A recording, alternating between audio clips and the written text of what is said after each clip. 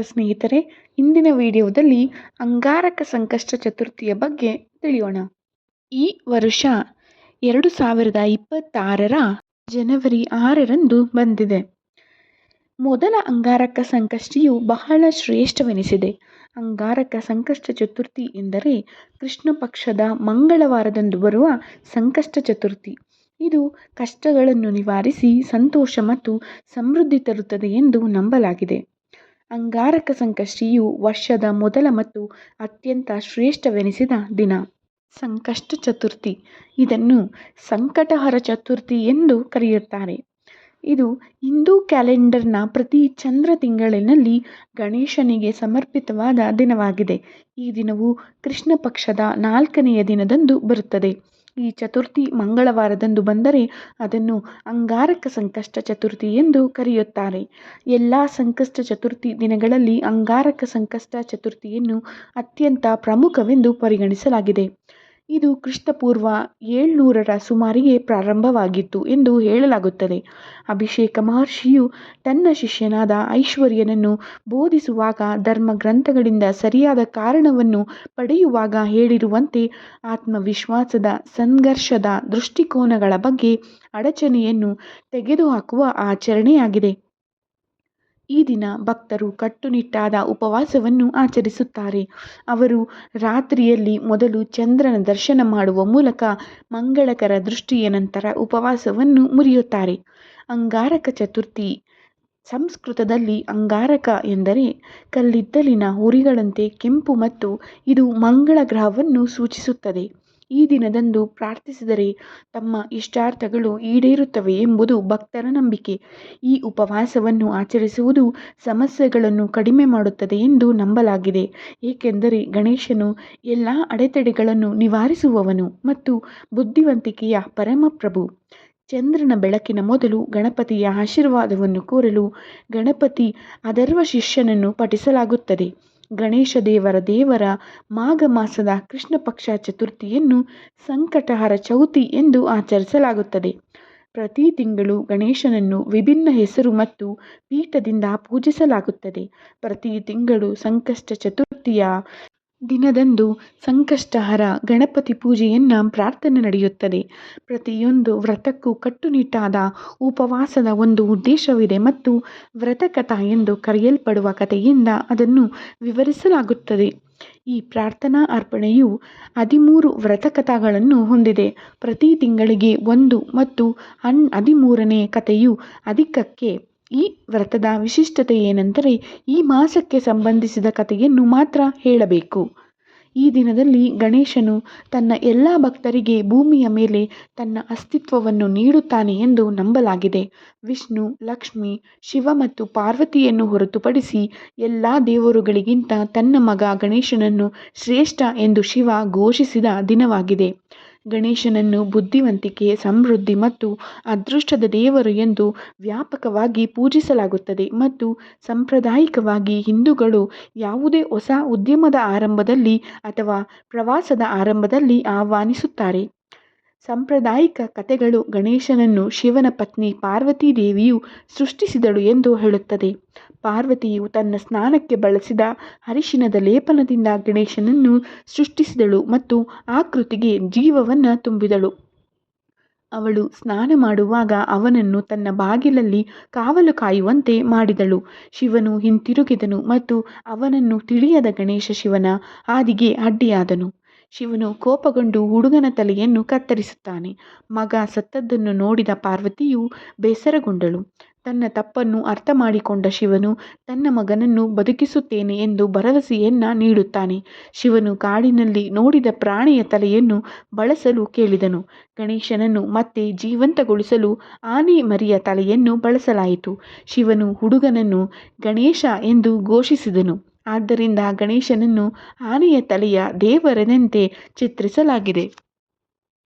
ಅಂಗಾರಕ ಸಂಕಷ್ಟ ಚತುರ್ಥಿಯ ದಿನಾಂಕವು 2026ರ ಜನವರಿ 6 ಮಂಗಳವಾರದಂದು.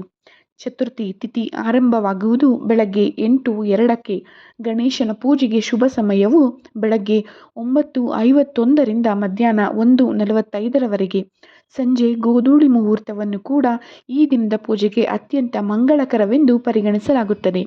ಚತುರ್ಥಿ ತಿಥಿಯ ಮುಕ್ತಾಯ ಜನವರಿ 7 ಬೆಳಗ್ಗೆ 6:53ಕ್ಕೆ. ಚಂದ್ರೋದಯದ ಸಮಯ ಜನವರಿ 6ರ ರಾತ್ರಿ 8:45ಕ್ಕೆ. ಮಂಗಳವಾರದ ದಿನದಂದು ಚತುರ್ಥಿ ತಿಥಿ ಬಂದರೆ ಅದನ್ನು ಅಂಗಾರಕ ಸಂಕಷ್ಟ ಚತುರ್ಥಿ ಎಂದು ಆಚರಿಸಲಾಗುತ್ತದೆ ಮತ್ತು ಈ ದಿನ ಅತ್ಯಂತ ಮಹತ್ವದ ದಿನವಾಗಿರುತ್ತದೆ. ಅಂಗಾರಕ ಸಂಕಷ್ಟ ಚತುರ್ಥಿ ವ್ರತವು ಗಣೇಶನ ಭಕ್ತರಿಗೆ ಅತ್ಯಂತ ಶುಭಕರವಾಗಿದ್ದು, ಅಡೆತಡೆ ನಿವಾರಣೆ, ಸಮೃದ್ಧಿ ಮತ್ತು ಆಶಯ ಈಡೇರಿಕೆಗಾಗಿ ವರ್ಷಪೂರ್ತಿ ಉಪವಾಸ ಮಾಡುವುದಕ್ಕೆ ಸಮಾನವಾದ ಪ್ರಯೋಜನಗಳನ್ನು ನೀಡುತ್ತದೆ. ಈ ಸಂಕಷ್ಟಹರ ಚತುರ್ಥಿ ಏಕೆಂದರೆ ಇದು ಗಣೇಶನ ಆಶೀರ್ವಾದವನ್ನು ಮಂಗಳ ಗ್ರಹದ ಶಕ್ತಿಯೊಂದಿಗೆ ಸಂಯೋಜಿಸುತ್ತದೆ. ವಿಶೇಷವಾಗಿ ಈ ದಿನ ಮಾಡುವ ಗಣೇಶನ ತೀವ್ರವಾದ ಪ್ರಾರ್ಥನೆಗಳು ಮತ್ತು ಉಪವಾಸ ವ್ರತವು ನಮ್ಮ ಜೀವನದಲ್ಲಿ ಆಳವಾಗಿ ಬೇರೂರಿರುವ ಸಮಸ್ಯೆಗಳು, ಆರೋಗ್ಯ ಸಮಸ್ಯೆಗಳು ಮತ್ತು ಕರ್ಮದ ಅಡೆತಡೆಗಳನ್ನು ನಿವಾರಿಸಲು ಸಹಾಯ ಮಾಡುತ್ತದೆ.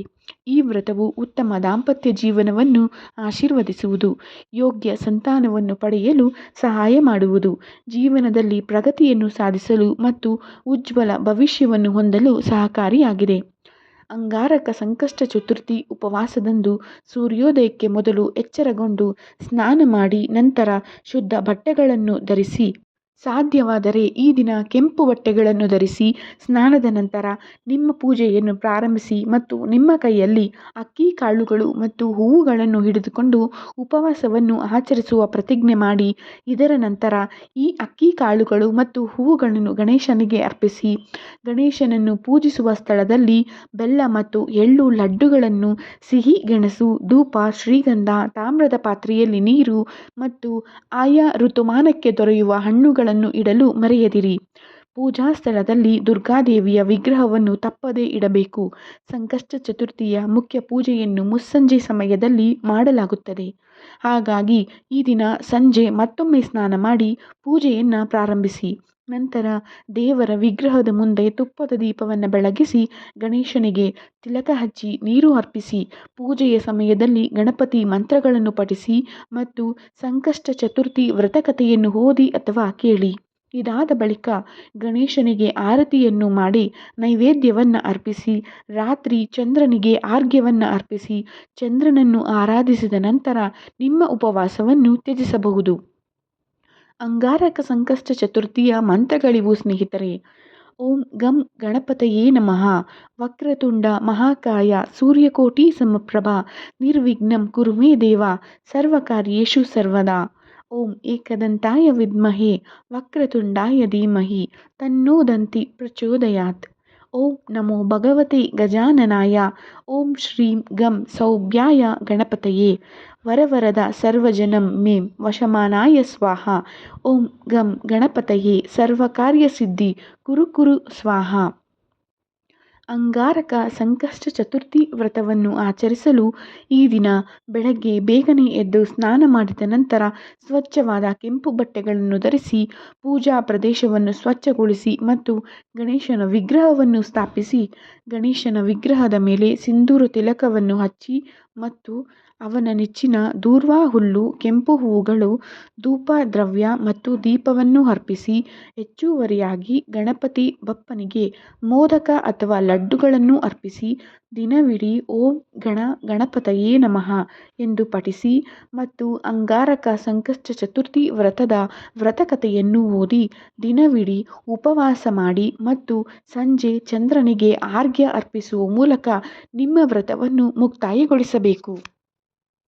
ಉಪವಾಸ ಮಾಡುವವರು ಪೂರ್ವ ಅಥವಾ ಉತ್ತರ ದಿಕ್ಕಿಗೆ ಮುಖ ಮಾಡಿ ವಿಧಿವಿಧಾನಗಳೊಂದಿಗೆ ಗಣಪತಿಯನ್ನು ಪೂಜಿಸಬೇಕು. ಗಣೇಶನ ಆರಾಧನೆಯಲ್ಲಿ ಗರಿಕೆ, ಅಗರಬತ್ತಿಗಳು ಮತ್ತು ಮೋದಕ ಅಥವಾ ಮೋತಿಚೂರ್ ಲಡ್ಡುಗಳಂತಹ ವಸ್ತುಗಳನ್ನು ಅರ್ಪಿಸಿ.